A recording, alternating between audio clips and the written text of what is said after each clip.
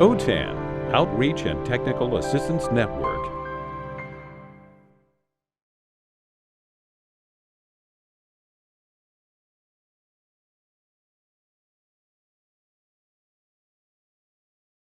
Hi, everybody in the room and online. We are from Grossmont Adult Education, and our team will introduce ourselves, and then we'll go through our presentation on transforming and aligning our distance learning, and then making a move towards digital literacy program-wide. Okay, I'm Barbara Dyken. I'm an ESL student at Grossmont Adult Education. Student. Yes, I'm a student and a teacher. Teachers are the best. Yeah. That's all I think about are my students. I'm Jenna Hansen, and I'm a distance learning teacher with Grossmont Adult Education. I'm Jennifer Owens, the director of the EL program for Grossmont Adult. And my name is Nikki Middleton. I'm a program specialist for adult ed for Grossmont Adult Education. Okay, let's get started. So just an overview of our presentation today. We want to tell you about a few things that we have got going. A lot of it, we are also on the Digital Leadership Academy with OTAN, so we're a team in this past 2 years program DLAC. So one of the things that we've worked towards is aligning our distance learning program to our in-person classes. Jenna will talk about that. Both Jen and Barbara will give you an insight to how we're trying to use technology in new ways, better ways to reach more of our students. And then I'll give you a little bit of a snapshot as to what we're trying to do towards professional development for our teachers to make a lot of this new technology integration happen. We'll talk about digital literacy objectives. So these will be a big part of incorporating technology into our classrooms across the board, doing that in a way so every student hopefully has a very similar experience. And then Jenna will come back and tie this all to our site plan through DLAC, so you can kind of see what the big picture is for us and what we're looking towards. And then we hope to have about 15 minutes for Q&A. So with that, Jenna. Oh, okay. Hi. Okay, so Nikki had talked about our distance learning program being tied into our, it's been a long time goal, sorry guys, I just got caught up in my own brain. It's been a long time goal to put our distance learning program into action to get it aligned with our in-person classes.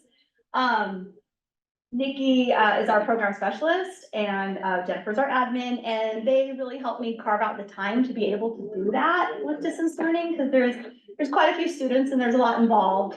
And so we were able to do that together. And also it is, as Nikki was saying, part of our DLAC plan was to get our DL program on our LMS and aligned with our in-person classes. So being able to do that finally was a huge accomplishment. And I definitely was not dreading it, but thinking like, how are we going to do this? But it wasn't as hard as I thought it was going to be, especially having the support of admin and our program specialist, obviously.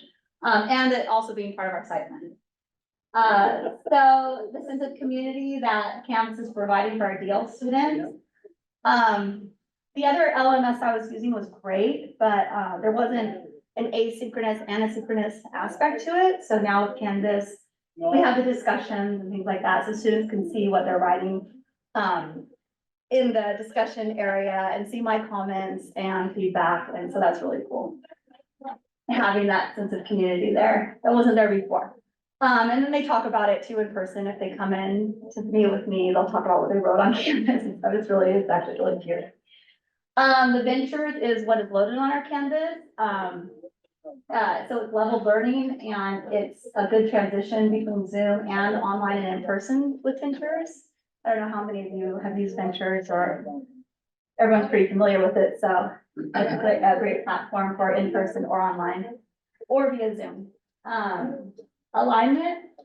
DL is now aligned with in-person classes, seamless transition between both, provides meaningful learning for students. the utilization of the Chromebooks. So we do have Chromebook carts in our classrooms. There's none in this one, but in room 11, there's like 4 of them. So there's a teacher hoarding Chromebook carts. Anyway, a lot of teachers currently are not utilizing their Chromebook carts unless it's for CASAS testing. So we're hoping to get teachers to utilize the Chromebooks more for digital literacy purposes. And I've actually been able to utilize them more, getting people on Canvas, using it with me during our meetings. If they want to come in for extra help, then they can use it. Let's see. Big increase in student digital literacy skills. Obviously, if they're on Canvas and they're active on Canvas, then their digital literacy skills are going to increase because they're using that platform. And increase in accessibility to materials and education, not only for students that cannot attend in-person classes, it provides a reason to have no lapse in their educational goals. Sorry, I don't know why I'm so nervous. I didn't breathe. Anyway, so what did you say about the swan? Oh, pedal like hell. And you just Above? real beautiful above. Above, okay. Anyway, a lot of our students do, they don't just want distance learning. Maybe something happened with their family or they're sick or something, you guys know, all kinds of things happen in life. And so they'll do distance learning with me for a short time and they'll be on Ventures on Canvas. Then when they go back to in-person, they're using Ventures in the classroom. So that's what I mean by a seamless transition between curriculum. So it's better for the student and for the teacher too. Alignment with the community colleges as well. So our community colleges that they usually transfer to when they graduate from us in a perfect world, they use Ventures too on Canvas. So they're used to the curriculum and the material. So it's better for everybody. Okay, how are we doing this slide? All right. I talked about this already. The transition between digital platforms for DL. Actually doing it, I talked to a lot of them about it beforehand. Look, we're gonna change digital platforms, you know, this is what it's gonna look like. So I actually physically showed them Canvas in person, a lot of them, because a lot of them are lower levels. This is what the platform looks like. This is what you're gonna have to have. You need an email, you know, trying to get them set up with email if they didn't have one, or making sure their emails are correct. That's a big one. And a lot of students are still coming we transitioned it completely like at the beginning of this term. So most of them are completely on it. I still have students coming in, teacher, I can't get on it. And usually that's because they're already signed in with the college or with a different platform. Other than that, it's been really easy to get them to log on to it, even just through email. If they need extra help, they'll come in person. But the Canvas invite is super user friendly. So about half of them have just done it on their own. And then the other half have come in with me and met with me and like, teacher, help me, you know, give me a call and help me do this. So it hasn't been too hard. Yeah, so I covered all that. Any questions so far about? Quick question, so students are coming different times, it's like drop in. There's a lot of drop-in, but there's also a lot of scheduled meetings as well. Okay. They know my hours, so they'll come into room 9, talk to teacher Jenna. So they're all on different like modules of the. Yeah, I actually have 3, that's a good question. Yeah, I should have put that in there. There's 3 sections and at 3 different levels, 3 different modules. Yes. And I'm trying to organize them according to time period. So morning is supposed to be higher, the higher level of ventures, afternoon, middle, and then evening is technically supposed to be the lower levels, but sometimes that changes, but that's easy to modify with the student. One more question here. Yeah. So students working independently then with the curriculum Yes, and they also meet with me, usually at least once a week. once a week, is that your required minimum? then? Yes. I mean, that's the best outcome for everyone. I do have situations where teacher, I'm pregnant, you know, can you give me 4 weeks or whatever, and I'm flexible with them, yeah. Do you collect student like attendance hours? Yes, we use ASAP for our attendance. And yeah, they sign in, they get attendance, they get in-person attendance. On ASAP, we have both. We have distance learning and in-person. And, yes. They get both. Okay. Oh, this is, this was, we were talking about all of the benefits of transitioning to campus and what were some of the things that were difficult. And this is kind of a joke. I had the Canvas app on my phone and I was out to dinner with my husband. And it had like 146 to-dos, you know, like my notifications were just popping. And I'm like, so it's just funny. So definitely need to keep up on the notifications or Canvas or change the settings so you're not being notified constantly on your personal phone, right? Okay. Yeah, and as far as the challenges, that's, you know, this is with every platform, right? The grading part of it. But yeah, some of them were resistant to transfer over to it because they thought it was gonna be a little bit more difficult. A lot of the lower level ones were like, teacher, I don't know, I can't do this, but honestly, once they came in to meet with me, and then I would talk to them one-on-one and like show them, this is what you do, and you know, this is what it looks like. I haven't had any resistance to it. Everyone's been fine.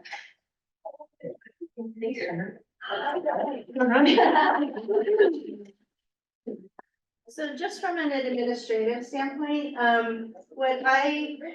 as we've been involved with DLAC, it's given us a chance to examine the classes that we offer, the types of classes that we offer. So just for you today, I just shared with you some of the data that we've been looking at as a school. This is compiled from, we do an in-person orientation, introduction to ESL class that students take.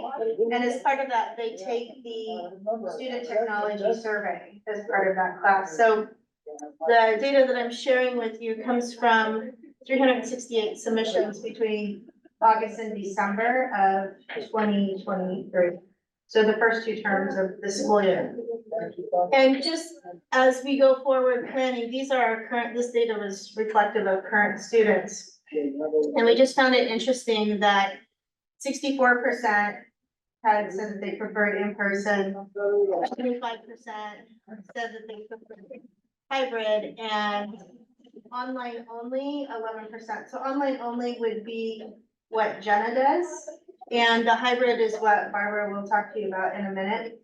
So this just kind of helps me from an administrative standpoint go forward, helping to figure out what classes we need to offer to serve the students that we do.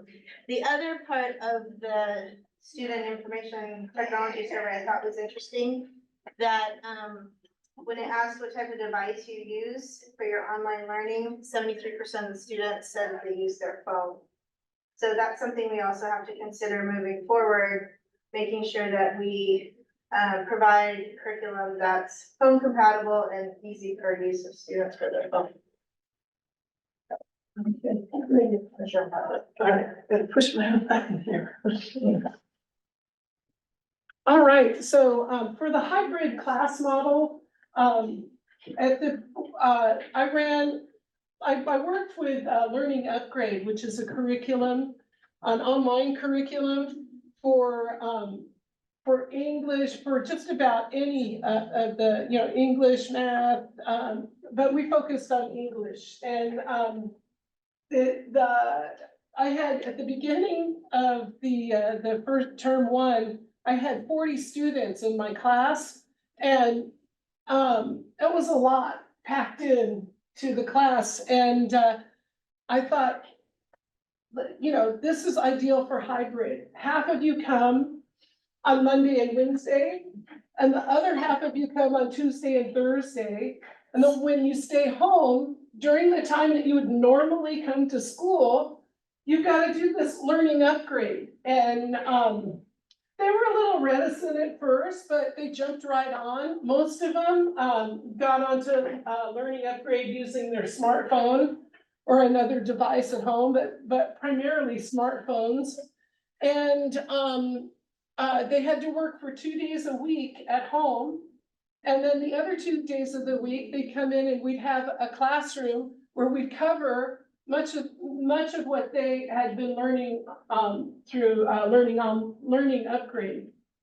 in the live classroom.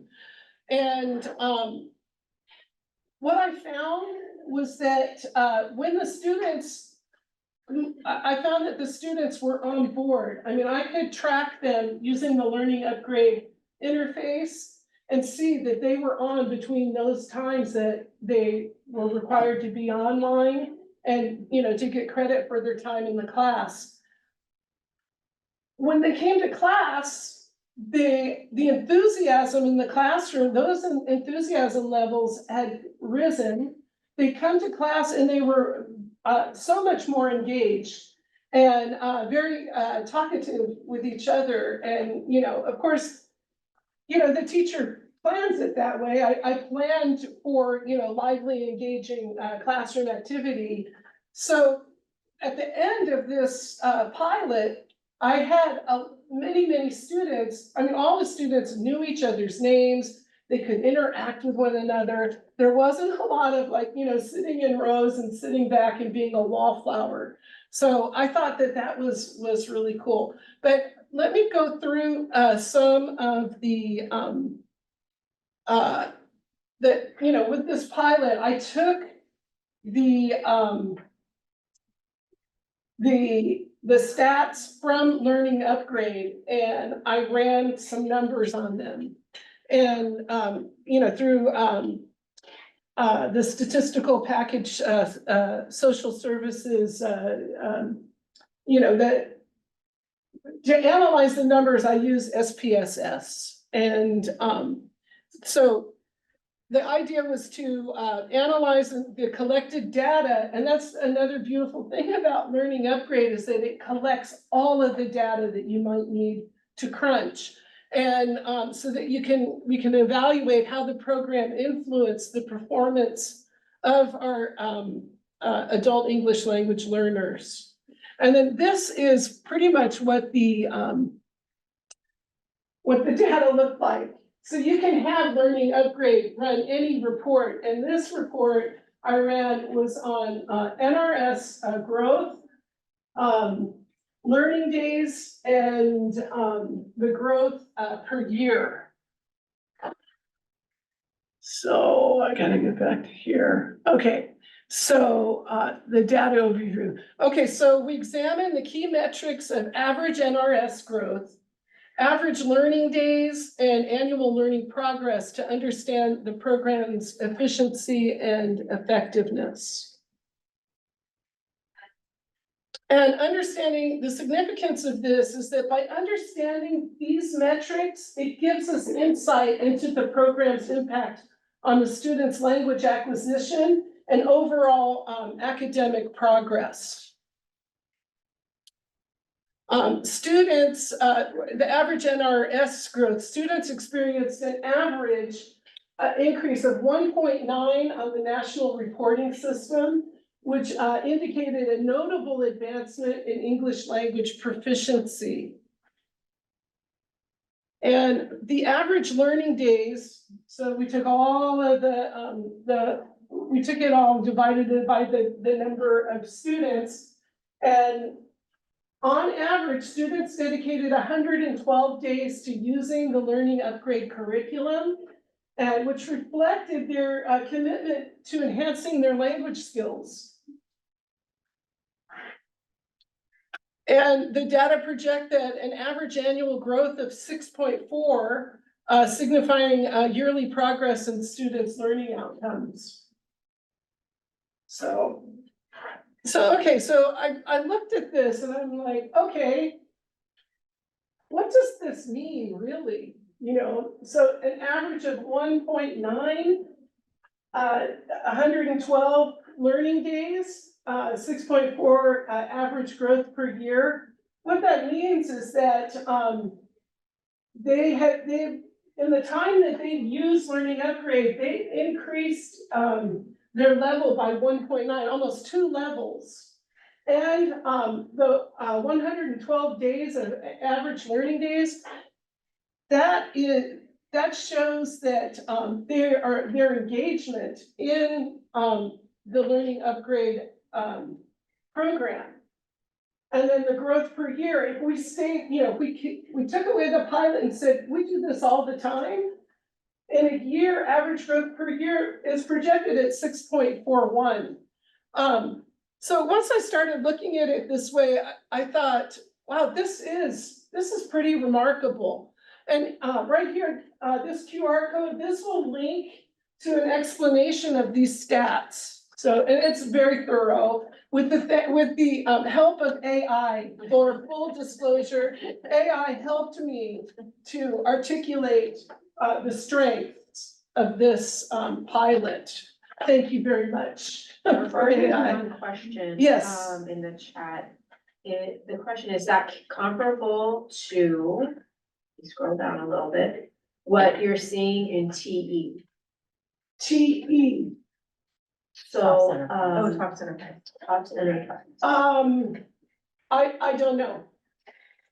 I guess your program administrators would know. I think it's referring probably to CASA scores, so we would need to look at Barbara's class. Okay, in regard to the CASA scores, I ran CASA scores at the beginning of the pilot, in the middle of the pilot, and then towards the end of the pilot. And those scores were,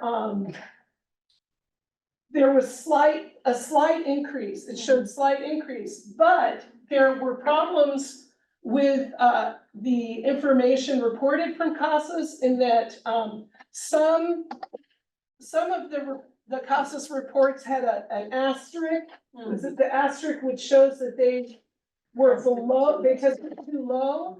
And so that I couldn't really use that information to compare to the information that I found here. Just using the learning upgrade and these three metrics. Does that answer your question? She's okay? Yeah.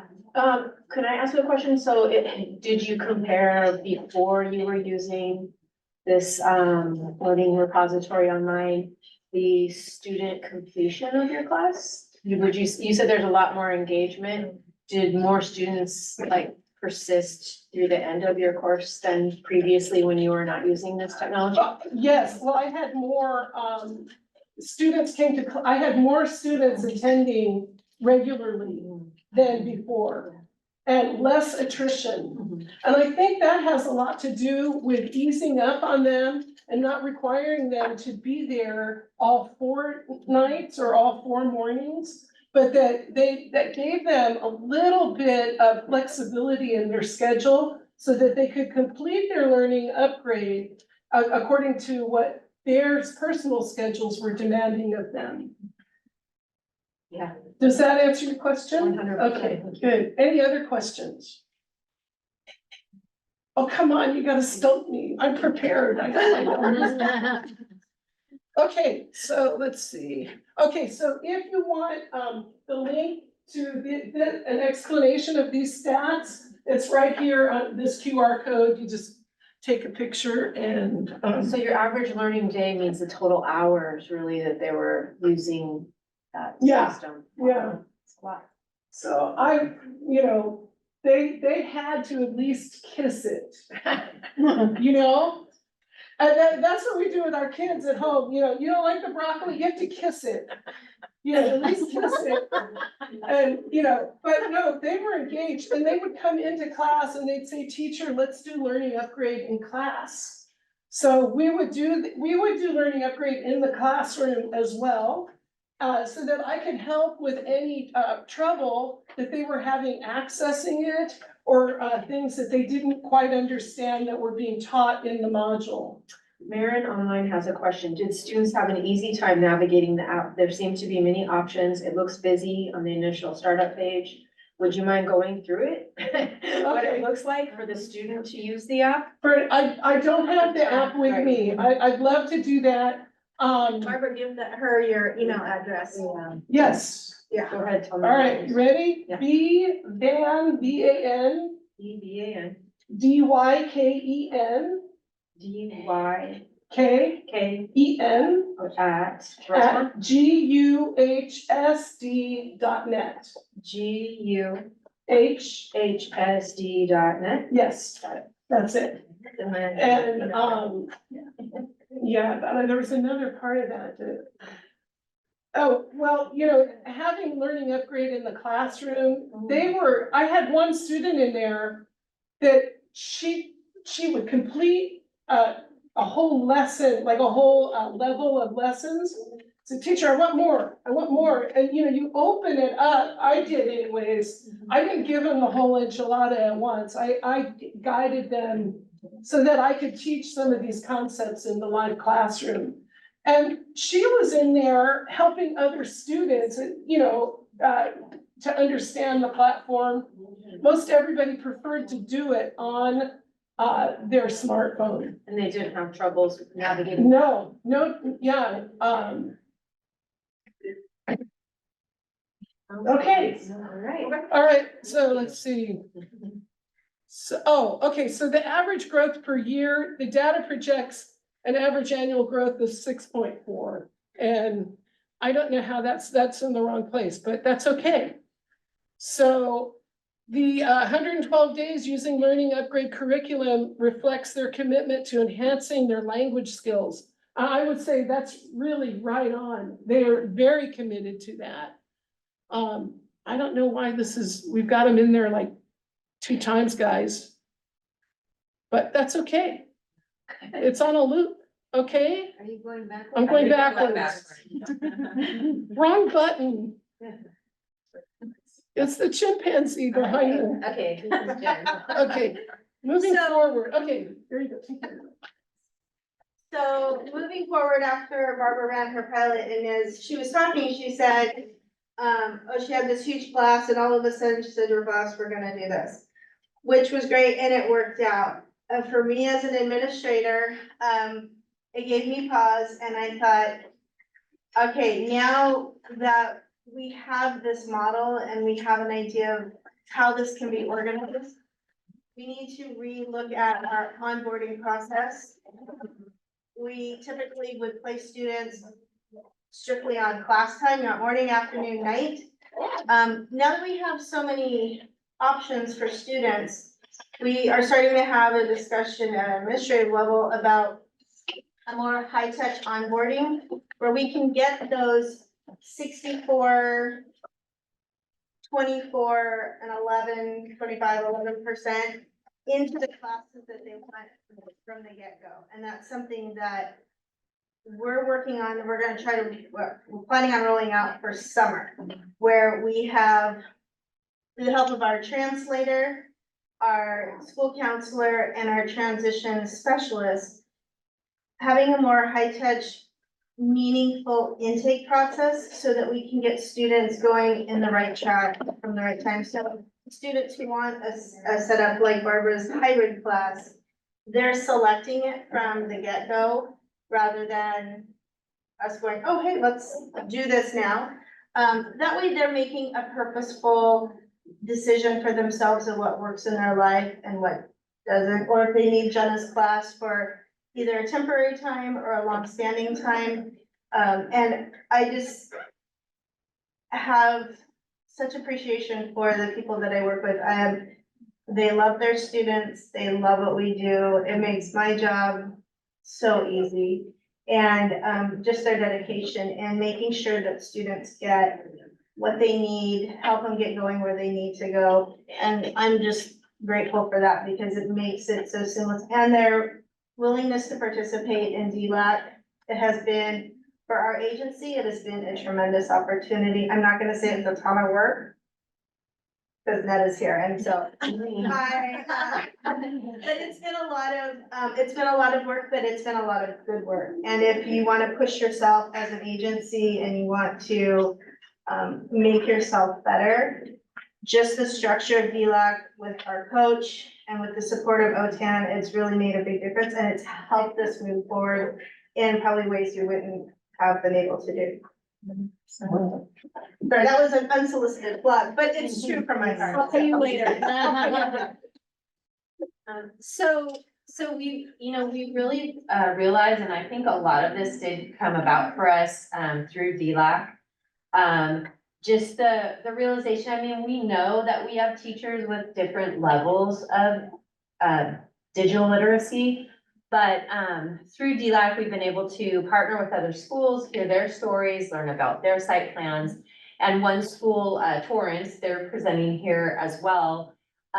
They moved forward with a school-wide North Star training, really focused on, and they said everybody except for janitors did these first 3 modules of North Star. And when we came back and shared that with our administrator team, with our leadership team, it seemed like something that would be a really good fit for our school as well. We also had a professional development almost immediately after our last DLAC meeting where we did a breakout and teachers, and I led this breakout and I was fortunate enough to have teachers from almost every program. So we had like reentry, CTE, academics, ESL, and just shared the story of the Torrance team and what it would be like. And we went through one of the assessments and everyone in the group was really interested in making this happen. So that was kind of a nice sample of a cross section of our teachers. Could this be something that we could offer? So we're currently planning to offer professional development 3 times before the start of the next school year. And our ask will be that teachers go through these first 3 modules in North Star. It's kind of coming together too on the back end, which is a little bit exciting, because incorporating technology school-wide and enhancing what we do hits in a few different areas. So we have the California guidance for adult ed digital learning. We have our SIP goals, which we have a new SIP goal for 23-24 that will have a baseline for digital literacy for all of our teachers. And we're always kind of keeping our WASP recommendations in mind. So we had a review in 2022 and our recommendations come into play here in a few different areas. So Barbara will talk about the digital literacy objectives and how we're taking those to our PLCs for review and adoptions into course outlines. So making PLCs more relevant school-wide is something that came about through WASP. Continuous and better curriculum review in line with our mission and goals, as well as our strategic plan for the consortium, are all things that support and I think help our admin team support doing this North Star training for our teachers. And then we do have an EL Civics teacher team. And one of the ways that we've been kind of like testing out technology for all of our programs is going completely digital for our EL Civics co-ops. And so that covers our EL programs. It's now being done in our academic programs because we crosswalked our intermediate and advanced ESL students with our ABE students. So now they're doing co-ops. And then we also do co-ops in several IAT classes. So it's a way that a lot of teachers at many different levels have been using technology and kind of make it more of a touchstone for teachers that aren't yet. Okay, great. All right, so the digital literacy objectives, we identified, for EL levels, and they basically come from, it's kind of a blueprint of North Star. It's aligned with CASA scores to share across programs. It's aligned with North Star standards to tie in with the teacher training. And the next steps in regard to this will be to use them in our PLCs so that they can review and incorporate it into course outlines. So the teacher can do that on the front line as part of an already in progress course outline update for CA and WASP. This is a QR code. It links to these digital literacy objectives that are aligned. So digital literacy objectives levels 0 through 1 are basically the foundational skills. Oh, this is the same QR as the one before. Basic computer skills, internet basics, email essentials, and online safety. Now, these are what we want to cover on these levels, but the truth is, they're gonna be doing this from here on out. You know, this is their orientation to these, to doing these things, and developing their literacy. It's the beginning. For levels 2 and 3, we identified intermediate skills as file management, internet search skills, and basic social media. Okay.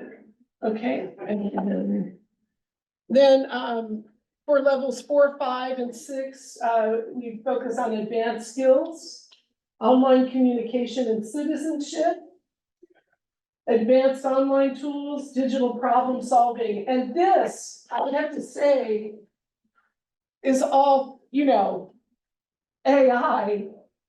Of course, this is where we will be learning, or we will be teaching them. They will be learning how to use AI as an assist. And everything that Joe talked about this morning in our opening, all the, the ethics, all of those things that we have to teach. This is, I think, where it really comes into play, once they have a few digital skills under their belt. And, we cannot discount the fact that they're using telephones, the smartphones, and they have a certain amount of digital literacy already by using those phones. So it's sort of augmented, I guess. All right. And then, okay, this is for you. This is the tie up slide. Okay. Tie this up. So this is a part of our site plan. This is just a little segment of our site plan to highlight, to bring together some of the things that we talked about today, and also to highlight the things that we've accomplished so far. And I think some of our goals too as well, but mainly some of our accomplishments so far, being a part of DLAC and with OTAN and everything else that we've been doing.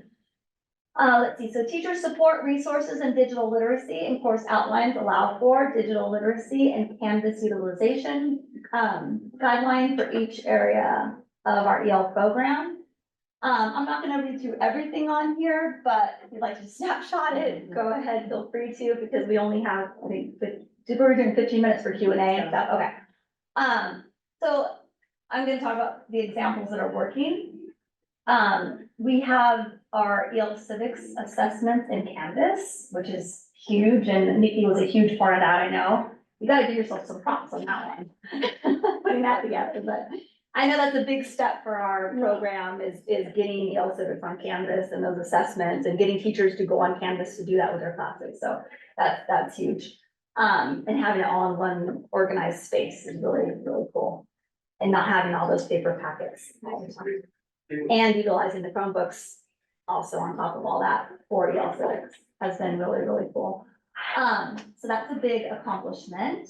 EL Civics practice and assessment in Canvas. Also, let's see, EL Civics practice, we have to get course requirement, percentage of IET activities completed, distance learning aligned, students put digital literacy into practice, Canvas being used. So for distance learning, align courses with in-person classes, transfer to Canvas. I talked about that already, but that was also a major part of that in the beginning was also our WASP review was to align all of our programs and classes, including distance learning. So it is really nice as a distance learning teacher to not be on this island over here with everything totally different, to be aligned with the in-person classes. Like I said, whether that student is considered long-term distance learning or whether they're gonna jump back into in-person classes or transfer to the colleges. So that part of it is great. Published course shell to utilize curriculum. So I told you I'm using Ventures, just like the curriculum in the classes on Canvas for DL. And yeah, I think that I don't really think I should highlight anything else there. Is that good, you guys? think so. Okay, leave us some time for Q&A and to wrap everything else up. All right. Okay. Okay, so our action steps, spring and summer 2024, we're in it. Here we are, this is it. So, I talked to Jen, talked to the team, and what we want to do, professional development for teachers to complete North Star modules. This will be offered in April, June, and August. PLC leads will introduce digital literacy, to PLCs for review and approval. And, DLO for short. Digital literacy objectives. And PLC is asked to include DLOs as part of the course outline updates. EL Civics offered in Canvas, phased out of Google Forms in 24-25 for all levels. And, okay, and I think it's time for Q&A. You've been such a good audience. I have a quick question. So a lot of EL Civics have forms, like fill out this form about an accident or fill out this job application. How did you convert that to Canvas? Is it like a? So there's two ways that it's been done, in the classes, so annotation. So we have a form and, one in particular, like the employment form. For the practice, we split it into 3 pieces. We have a video tutorial on it. So that's all the practice that leads up to it. And then when they actually do the assessment, they can annotate it or they can download it, fill it out, and then upload it and send it. And, you know, obviously that we get some pushback on that. But when it comes down to it, that is a digital skill, is being able to download something, complete it, and upload it. I mean, it's something that our students will have to do and should be able to do. So I think there's argument both ways, like what's best. But the annotate feature works. It's not perfect. It's not as clean, but both of those ways. Yes. Could you speak a little bit to learning upgrade, just describe it and. Okay, Learning Upgrade it's an online curriculum. It's an online platform.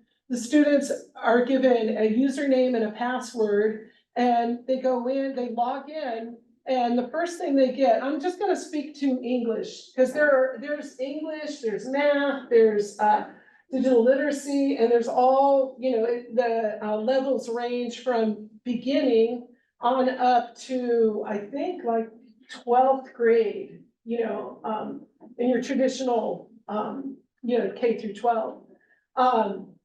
But the English portion of it, they come in, they take an English placement test, and it identifies what level of English they are.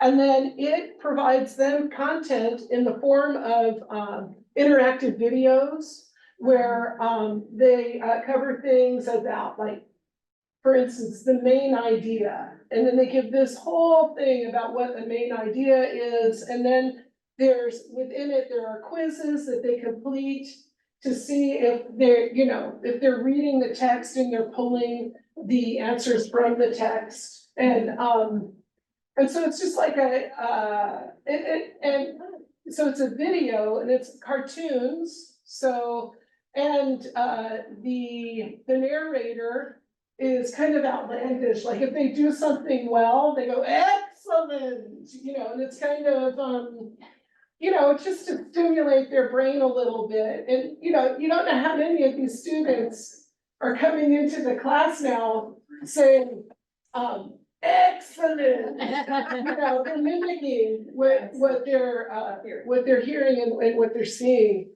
And at first, you know, when I first looked at this and I heard it and I did a few of it, this is obnoxious, you know, why would anybody want to put their students through this? But what they're teaching and the way that they're teaching it is, it stimulates their mind and they're engaged in it. And so, yes. How much does it cost? Oh, that's a good question. Per seat or Okay, per so agency? really, the cost, is, well, here, let me answer your question with a question. You think education's expensive? Try ignorance. Oh, Okay, that's my answers. But it's on the high end. So I don't really know what the real numbers are in terms of cost, but, they're not giving it away. Okay, Abby has his hand up. Yes, Avi, good, give me a good one. Huh? Hey guys, a question for everyone. You know that I teach everywhere and nowhere, and everywhere that I teach, Zoom does not come equipped with the annotate feature except for one campus. Does your district use the flavor of Zoom that includes the annotate feature? Avi, are you talking about when I was mentioning EL civics and annotating? Or Yeah. just in general? So I was referring to annotate in Canvas. Oh, okay. But I think we have annotate on Zoom, but, yeah, I was referring to it in Canvas. Yeah, I thought so too. I mean, it works for me. Yeah. Do you guys have annotate Yeah, on we have Zoom? Zoom. Yeah, you guys don't have it, Avi? We don't at either of the universities, only one of the community colleges and not at the adult school. Because it's not paid. Or maybe it's a free Well, version. it's different with the colleges. With the colleges, their Zoom is part of their whole, Right. right? You guys can explain it better than I can. Whereas with us, if we're using Zoom, we do it separately. Yeah. It's not part of our school. It's not part of Rosemont Union High School. Yeah. Are you part of a university or college? No, it's district? not, it's part of the K-12, like the high school. Yeah. I mean, I'm at the adult school, but. That's nice. Cindy? Nikki, could you explain a little more about the training you did for the faculty to get ready for the Yale civic testing? The training you offered? Yeah, so for IET, it's just really, one main teacher, and then I usually assist her, and now we have a second teacher that's helping with, our EL civics testing for IET students. For the, foundation student, teachers, which it is intermediate, high, and advanced, I met with them individually. And they are doing their EL civics in Canvas, although, for some of those tasks, they're using embedded Google Forms. Because we did find that, that was kind of an easier transition for teachers. So if we could, could get them to use Canvas, it was just easier for them seeing it and using it if it was an embedded form. So our hope is that we'll be able to, just make it a test in Canvas. Yeah, and then for our EL teachers, we really only had a couple that did EL civics using Canvas. We're very fortunate to have one of those as a beginning low teacher. So that's really nice that she's at our lowest level that we're offering, or that we're doing EL civics currently. So that she can kind of speak to what is possible for students. The rest of the teachers were using Google Forms, like most other schools that we talked to. And we had a couple group meetings and then some individual meetings for teachers that were either struggling in particular or just needed some extra training. So Marin Online would like to know why you decided to go away from Google Forms. I think in general, it would be nice if all of our programs and classes were using the learning management system. There are some glitches, if I'm speaking specifically to EL civics, that might be avoided if we were using the learning management system, right? So a student wouldn't need to remember their email password that they might never remember because it's just on their phone for them. And if they are from the beginning, the first week of class, familiar with Canvas, that's where they go for their class information. That's where they go to collaborate with their, classmates and their teacher, then they could sign on to Canvas and it would be there. We, you know, if they could, so we have a student sign on for our laptops, right? And a guest sign on for our Chromebooks. The guest sign on for the Chromebooks will work with Google Forms. The student sign on the laptops will not. And so we can use the classroom with the laptops if we were using Canvas. So those are some of the other ways that Canvas, besides the fact that it would be nice if all of us were going there, and that this seemed like a way that we could reintroduce the LMS and maybe get teachers to go there.